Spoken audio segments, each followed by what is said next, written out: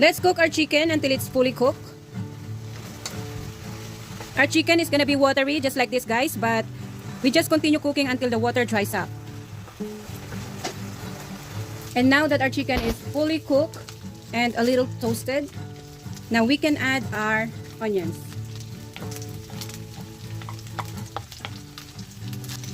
Our minced garlic.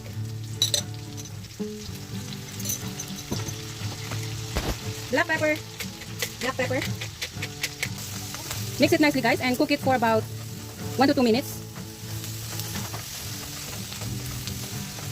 You can add any seasonings that you want, guys. So I'm just adding a little bit of Cajun seasonings just to give a little kick. And now let's add our soy sauce.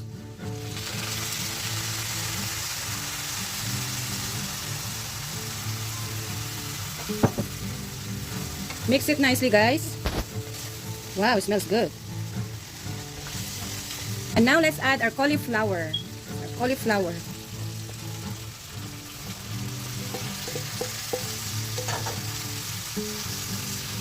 Mix it nicely, guys.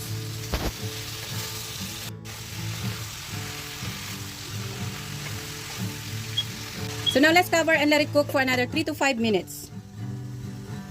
And this is it, guys. Serve and enjoy delicious chicken and cauliflower.